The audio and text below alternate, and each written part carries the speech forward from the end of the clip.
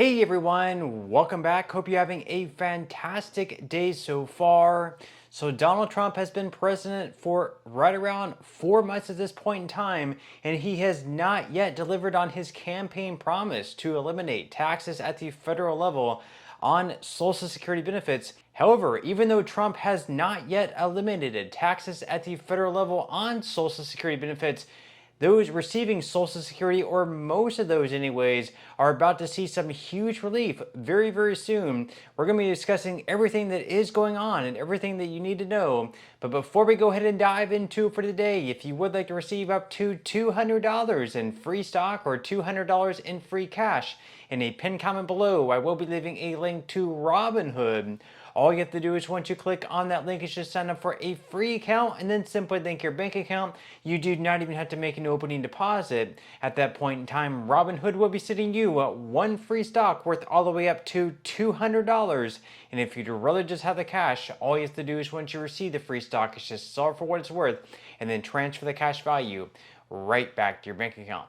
Okay, so during President Donald Trump's campaign, he made one big promise for Social Security beneficiaries. Actually, a few different promises. One of his promises, of course, was to not cut Social Security benefits. He was going to protect it, not make any cuts. He also pledged to not raise the full retirement age, which is also pretty much pledging not to make any cuts either. And additionally, on top of that, he also wanted to eliminate taxes at the federal level on Social Security benefits. So right now, I believe right around 8 or 9 states still tax some Social Security beneficiaries at different income levels. This is a tax that he could not eliminate. However, he could eliminate taxes at the federal level on Social Security benefits. And this year in 2025, right around half of beneficiaries, those who receive Social Security, actually had to pay some type of tax on Social Security. So Trump wants to eliminate that. And they do have what they call a big, beautiful bill right now in Congress. It's this massive bill with numerous things in it.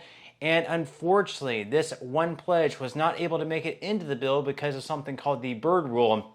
However, one thing did enter into that bill that would help numerous Social Security beneficiaries and would pretty much essentially be an increase of anywhere between, let's say, like $500 to $1,500.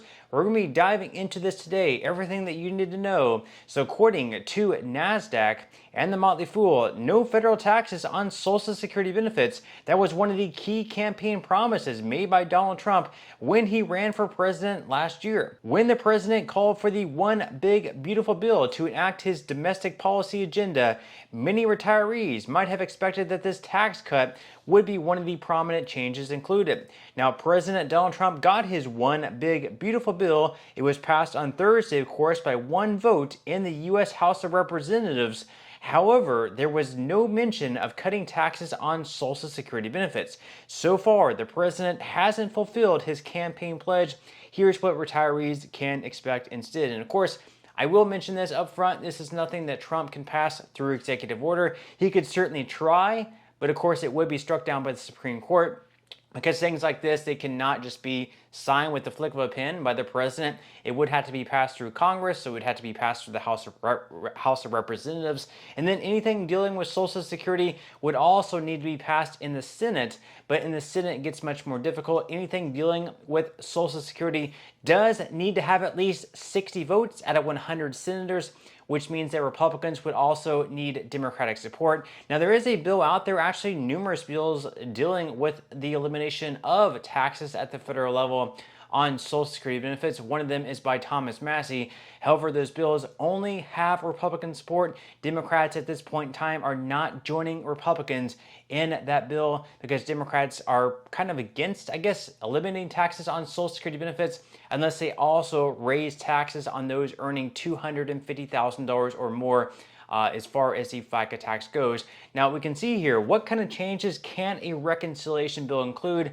Of course, this is important because this is exactly what that one big, beautiful bill is considered. It's considered a reconciliation bill. It goes through a little bit of a different process because with a reconciliation bill, basically Republicans or Democrats can pass this type of bill through Congress if they don't have at least 60 votes in the Senate. This way, Republicans or Democrats, this is what Democrats did whenever Joe Biden was president, is they were able to pass the bills through the House with just a simple majority. And then in the Senate, they only needed 50 votes. So they would only get 50 votes in the Senate.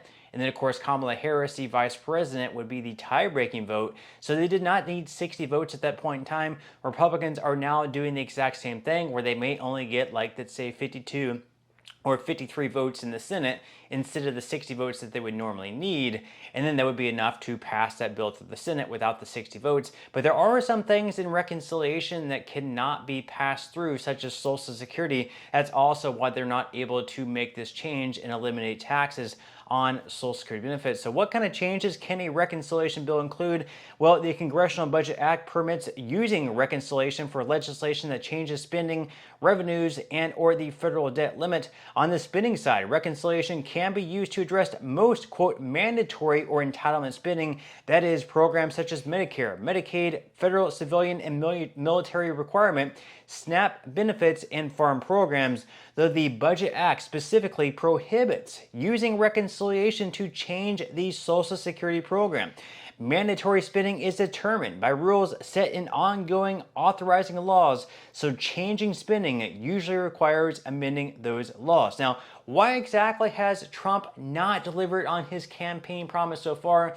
We've already sort of talked about that so far. It's just been 4 months. This is nothing that Trump can do himself. It would have to first pass through Congress.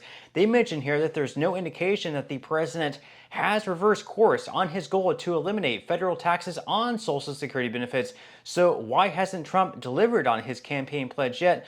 One hurdle is procedural. So the one big beautiful bill, yep, that's the name of this legislation, must go through the budget reconciliation process in the U.S. Senate. This process requires only a simple majority to pass legislation instead of the typical 60 votes. However, as I mentioned just a moment ago, the Byrd Rule prevents budget reconciliation bills from including any changes to Social Security. And of course, Trump's other challenge is political. Democrats and some conservative Republicans don't think the one big beautiful bill is all that beautiful. Even some legislators who might favor halting federal taxes on Social Security could oppose the bill because of its other components. So a lot of Republicans are a little bit upset that they are still in a deficit. I believe it's going to still be like another $2 trillion deficit, the exact same thing that happened under the Biden administration. So of course we had a lot of Republicans during the Biden administration calling out like, why aren't we balancing a budget? But yet now that Republicans have the majority in Congress and they also control the White House, they still have a deficit. So, we're going into more debt, even though Republicans were calling out Democrats for not being able to balance the budget. It seems that Republicans are now doing the exact same thing. So, of course, we have these more, conservative Republicans who are actually threatening to vote against the bill because the bill is not balanced in the budget. So we will have to wait and see how everything unfolds. Now, they also mentioned here that getting rid of federal taxes on Social Security benefits also comes at a steep cost. So the Wharton School of the University of Pennsylvania estimates that this change would reduce revenues by $1.5 trillion over 10 years, and it would also increase the federal debt by roughly 7% by 2054. The move would also cause the Social Security Trust Fund to run out of money 2 years sooner than currently projected. Now, what exactly will retirees get instead? Perhaps they're not going to get the cut on taxes on their Social Security benefits. However, there is another thing they could actually be receiving, and it might actually help those who wouldn't really be benefited from, the tax relief at the federal level. Because let's face it, even though 50% of Americans who receive Social Security pay taxes on their benefits, 50% of people don't pay any taxes. So if they were to eliminate taxes, 50% of Americans would not, benefit from that at all. However, there is going to be something that's going to benefit, most people, even more than that. So they mentioned here that if the One Big Beautiful Bill Act becomes law, retirees might receive a consolation prize. So the legislation includes an enhanced deduction for seniors that some have dubbed a senior bonus. The standard federal deduction for 2025 is $15,000 for single filers and married individuals who file separately. at $22,500. And for those who file as a head of household, anyone married filing jointly receives a standard deduction of $30,000. Now, taxpayers aged 65 and over can already receive an even higher standard deduction. So if you're single or file as head of household, your standard deduction increases by $2,000. If you're married, filing jointly or separately, your standard deduction will be $1,600 higher for each qualifying individual. And in the one big beautiful bill, it actually includes provisions to boost this senior standard deduction to $4,000 for Americans 65 and older, and even seniors who itemize deductions and don't use the standard deduction can still take advantage of this increase. So with this $4,000 increased standard deduction, what that's essentially going to do is it's going to save those 65 and older around, on average, about $480 every single year. And for some, it's going to be well over $1,000. So this is going to be extremely beneficial. And they also mentioned here, of course, that there are two catches. First, the additional deduction for seniors is reduced if modified adjusted gross income is greater than $75,000 for individuals and $150,000 for couples.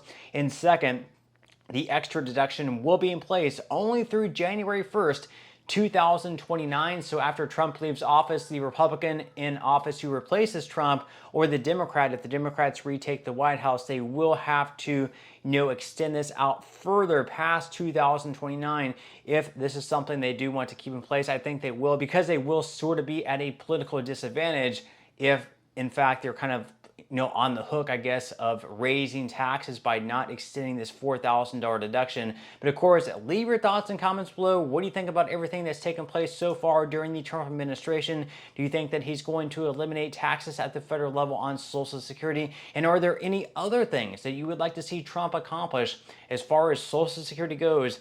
Leave your thoughts and comments below. But that's all we have for today's video, and I will see you in the next one.